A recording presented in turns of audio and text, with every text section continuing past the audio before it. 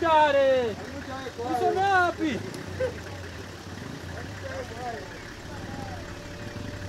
Tunateswa baba, tunateswa. Saa zote maaksida barabara juu ya leta mubaya barabara, tunateseka sana. Ondireki hatuna viongozi baba.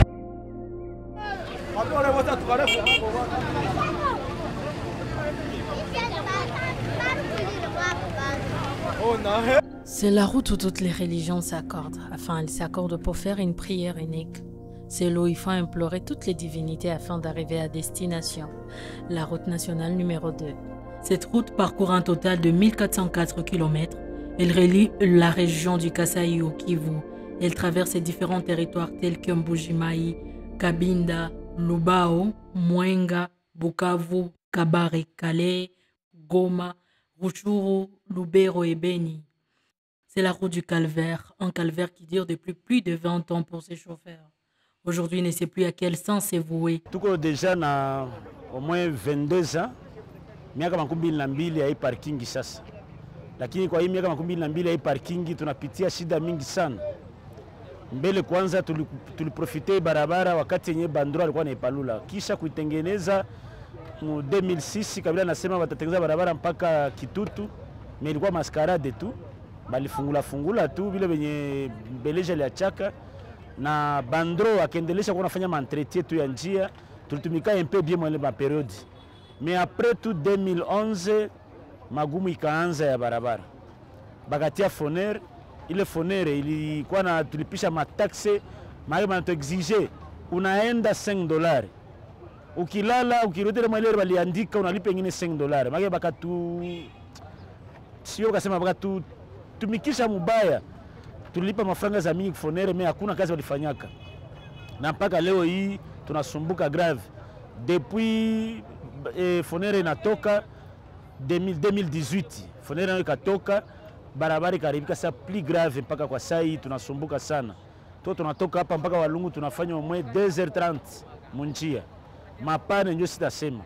Mapine kupasuka, marotile kuvunjika, malame kila siku. Kuangalia magari zinalala hapa kote hapa, kila gari kuna yake shida. Maana tunasumbuka ya sana kabisa. Hakuna hata orge mbele tunafanya 1h30 unafika Walungu. Aujourd'hui, il ne sait plus à quel sens c'est voué. Abandonné à son triste sort, il a adopté, comme tous ses pères, la loi de la jungle, laquelle jungle serait comparée aujourd'hui à la République démocratique du Congo. Chacun fait comme bon lui semble. En dépit de la réglementation qui tente d'instaurer l'association des chauffeurs du Congo, rien ne tient. L'état de la route s'impose en démocratie du plus fort. Sur cette route de moins de 50 km, il est fort possible d'y passer plus de 12 heures avant d'atteindre la destination. Mutoni tu kidogo ikipita, ikianguka, na meme prix zinachangé. Na sisi tunakosa gisi ya kuconvaincre ba chauffeur. Pale prix yenye tulikuwa na ba lete ilikuwa na mupangia inageuka. Unaona bananza lipisha mafolfe juu hakuna balabala. Ba passager na banalipa. Ya pili tena tuliingiaka kusema batu abezi ingia kuma camion. Me batu banaweza penda bakwe banenda kuma magari yenye nafanya transport. Lakini wakati banaona prix ko makali, banajisakrifie vie. Banapanda yule wa makamio yule wa mizigo na maaksida ziko mingi kufatana na balabala, eta balabala iko mabaya. Kuhusu bachaguliwa wetu hapa Walungu, tunaona tunawachagula bamwa banatudanganya, batenda utetea, batafanya balabala, batafanya hivi na hivi. Ukiangalia sana utaona kama hakuna kazi yoyote ya bachaguliwa walifanya. Ba leader ba territoire ya Walungu bako mu gouvernement. Ukiangalia Walungu ndio ya mwisho wa territoire zote, hakuna balabala yenaturelia tana territoire ya Shabunda. Il ne passe pas vers la population pour avoir le cahier de charges. Donc ils n'ont pas les besoins réels de la population parce qu'ils ne prennent pas leur cahier de charges. La population vit essentiellement de l'agriculture et de l'élevage. Certains qui tentent de sortir la tête hors de l'eau s'élancent petit à petit dans l'agribusiness et l'entrepreneuriat. Ces secteurs ne peuvent en aucun cas prospérer sans de bonnes routes, Sinon, on n'atteint pas le marché cible et beaucoup abandonnent petit à petit les champs, d'où la famine et la misère qui sévit dans cette partie du pays. Vraiment, kabisa ni vya nguvu. Ndiyo makuku tunauziaka zaidi chakula tunauzia Bukavu. Bukavu nabo banalangulaka, mina waza banatoshaka Rwanda. Na njoo chakula ifike hapa anduka ni magumu. Ni magumu sana juu ya nini? Juu wakati mvule linyesha, mitugari inatuleteaka chakula haifikake isiku ilitoka Bukavu. Siku za mingi inalala munjia, juu munjia mulikuwa ambuteyaji, wala buterezi inazama, inashinda gisi itafika hapa. Jana nikakamata bunga ningesonga njo nilipatia kuku, ikakula kwanza. Sasa mimi sijue kuku kama hazitakufa vrema. Mimi naogopa kuku zitakufa, kama leo chakula haifike, itakuwa kabisa magumu sana. Kwanza siwezi livre ya mingi. Juu mimi naogopa nikifunga ya mingi, mwa ile sekuse ya barabara, mimi naogopa zisikue zenye zitakufa. Na mimi naomba zaidi. Aloro mimi naendaka nabeba budogo. Na gisi mimi nabeba budogo na njo ndafanya maturu za mingi, tena inakuwa depense. Vile nani pri yake anapanda, na vile njo pri ya mazao nayo yanapanda. Kama tunakuwa tunalipa ku bis ku 25 kilo $1 au 1.5, manake itaingia mu 2.5 au 3.5. Sasa unakalkile par rapport na makazi ya ulifanya ya ya mukisima ya mulimo, unakuwa kutana kama rendement iko kidogo.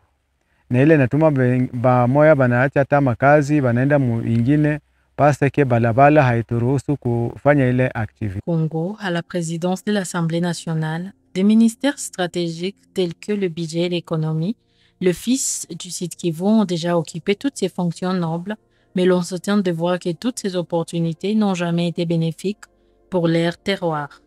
Pour un développement durable dans toutes ces entités traversées par la nationale numéro 2, il faut impérativement qu'elles soient mises en état de praticabilité. La traçabilité de fonds destinés à la construction de cette route demeure une question houleuse. Vous dites la route numéro 2. Non, c'est une route de grande importance pour la province, pour notre zone d'intervention. Malheureusement, elle ne reflète pas l'image d'une route nationale numéro 2. On sait que, en tout cas nous par notre expérience, c'est une route que nous fréquentons suffisamment. C'est une route qui est fréquentée par beaucoup d'autorités, fréquentée par beaucoup de candidats aux différentes élections qu'on a eues. Parce que Walungu, c'est parmi les territoires les plus peuplés en termes d'électeurs. Ce que perd la province du Sud Kivu en particulier et la République démocratique du Congo en général est énorme, faute de l'état de cette route. Alors qu'elle devrait connecter plusieurs entités à l'interne et permettre l'intégration effective à la région des Grands Lacs, cette route semble aujourd'hui être ignorée par les autorités politiques à tous les niveaux. C'est la seule route évidemment qui connecte donc tous les milliers enclavés de la RDC vers l'ouverture vers l'océan, vers la mer. C'est très important pour les exportations des produits qui sont produits à l'intérieur du Congo. Et c'est très important ensuite pour les produits qui sont importés depuis l'étranger, en passant notamment par les ports de Dar es Salaam ou de Mombasa, dont le flux est acheminé vers le Congo à travers les deux grands corridors en Afrique de l'Est, qui sont les corridors nord, qui partent du port de Mombasa, et également les corridors centrales, qui partent du port de Dar es Salaam. Donc c'est vraiment une route d'intérêt très capital sur le plan économique, de sorte que sa situation actuelle ne fait que couler beaucoup d'encre pour le moment. Jusqu'à quand on va durer ces calvaires, alors que désormais il y a toujours des élus du peuple qui doivent plaider en faveur de leurs électeurs pour leur faire sortir de cette situation critique? Telle est la question qui taraude l'esprit de tout patriote qui emprunte cette route.